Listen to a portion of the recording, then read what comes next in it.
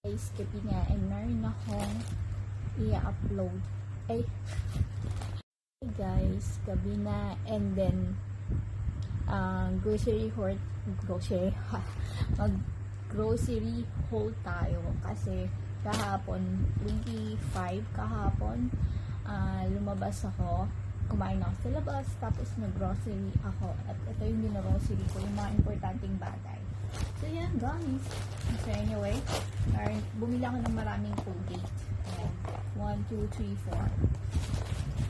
Ayan ang binili ko, maraming Colgate. Bumili ako ng maraming Colgate guys. So yan, at saka cotton. Ayan, yung cotton, mura lang kasi yan, dalawa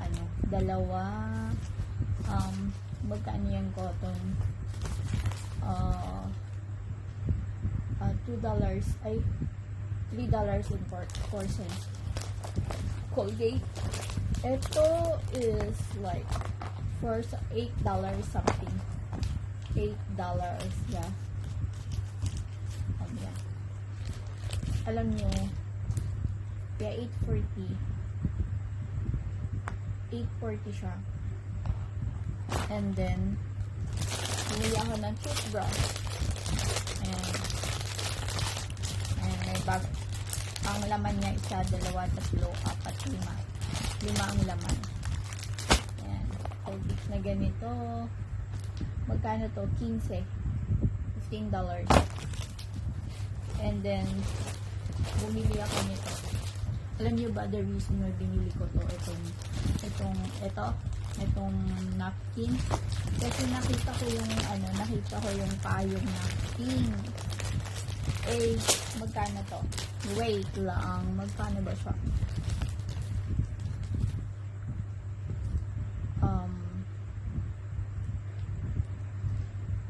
$10.95. Ayan. Ang cute kasi nung ayan, so, maliit na payong. Open natin siya. Minsan talaga kapag namimili ako, tinitignan ko kung merong mga giveaways. Kasi nakakapanghinayang. Nangihinayang ako. Kung nakita ako may mga nagustuhan ako. Kunyari, kapag meron nagbenta ng gatas na merong baso, yun, kinukuha ko. Ayan guys, ang cute niya. Ayan, meron na akong payong. O, diba? Ang cute. Tapos maliit pa. Ayan, may payong na ako guys. Para kapag uwi ako ng maambon, meron akong payong. So anyway guys, papakita ko din yung regalo na binigay ng amo ko. Wait lang. So guys, ang nagastos ko lahat-lahat is $53.26. Ayan ang nagastos ko sa Colgate napkin. Ayan. Nag-stock na ako ng Colgate para sa next year. Kasi sabi nila, mag-impok ka para, di ba, mag-New Year. So, kailangan may marami kang impok sa loob ng kwarto mo para pagdating ng New Year, hindi ka rin mawawalan. So, every year, lagi na lang puno yung mga gamit mo. So, anyway guys, ito yung regalo ng amo ko. At saka ito. Open natin. Open natin guys. Kasi, kahapon, wala akong time mag-open ng gifts. Kasi, masyadong napagod sa trabaho. Pero, okay lang naman talaga. Hinili ko to. Wala akong dapat ibang sisisi. Kundi ang sarili ko. Diba? Ayan. So, meron ditong ano to? Soy fish cleanser. Mga cleanser. Tapos, fresh. Mga ayan. Yan binigyan ng amo. And then, itong isa, what else? Binigyan ng amo kong babae.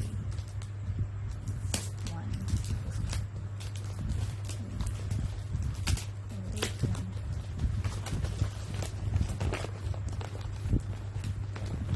Actually, hindi talaga kaya ako nag-aayos ng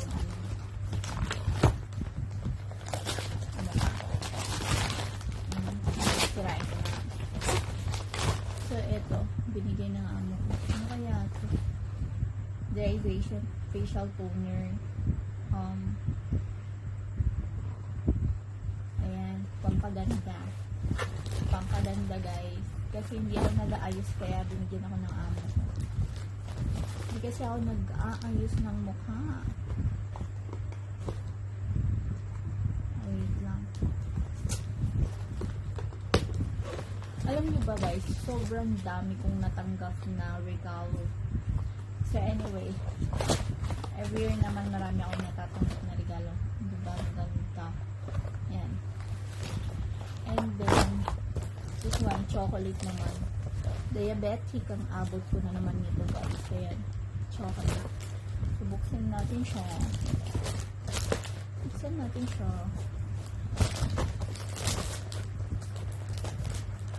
Buksan natin siya guys. Bakit ganun?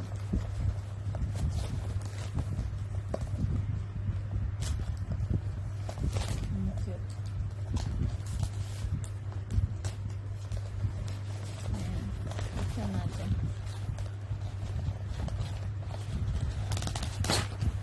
Ayan guys. Wait, open natin. Wow. Ayan.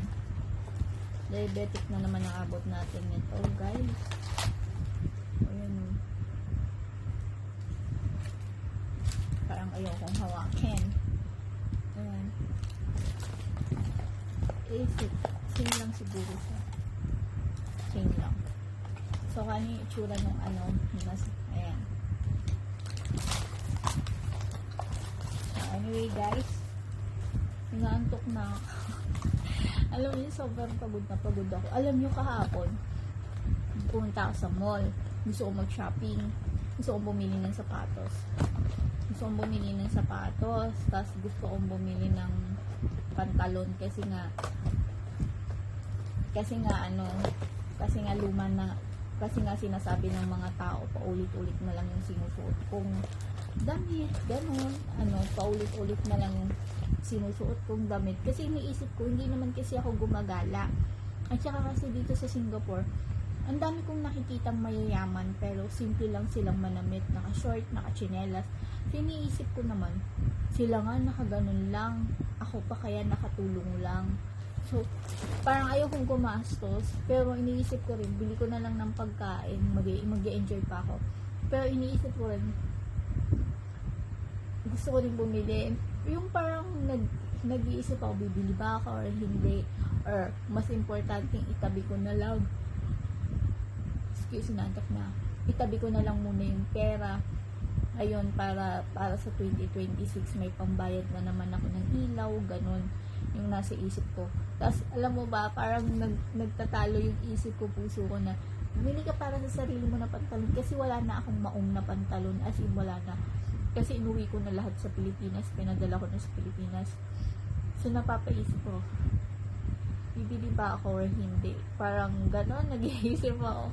Parang alam mo, minsan sabi ko, pero kasi iniisip ko rin, pupunta pa ako ng dentist kasi ipapaayos ko yung ipapaano ko yung ngipin ko dito. Magpapadentist ako. Tapos, ipapa-adjust ko yung ngipin ko. Okay na siya, oh. Yung gitna na lang yung okay na siya, diya. Ayan. So, kailangan magpapa-adjust na naman ako ng ngipin. Ayan. Iniisip ko, no. Bahala na, hindi mo na ako bibili ng sapatos, ganun. Tapos, sabi ng lolo ko, tinanong niya ako kung nakabili ako ng sapatos. Sabi ko, hindi pa po. Kasi lola, alam mo, kahapon na pumunta ako ng bahay, ang dami nilang biniling pagkain sa akin. Tapos, ano ang sabi nila sa January, sabi ko, bala kong bumili ng shoes. Kaya lang yung sapatos na gusto ko, ang mura pa naman, kasi nagsisell sila ngayon, kasi December, nasa $29 lang, kasi yung dating $59, $20 na lang.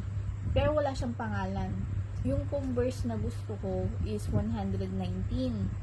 Yun na yung pinakamura, $119, $120. Yun. Tapos napapaisip ako, pambayad ko na lang ng ilaw, tubig. Oh, tapos sabi ng lolo ko, stingy people is small soul. Natawa ako sa kanya.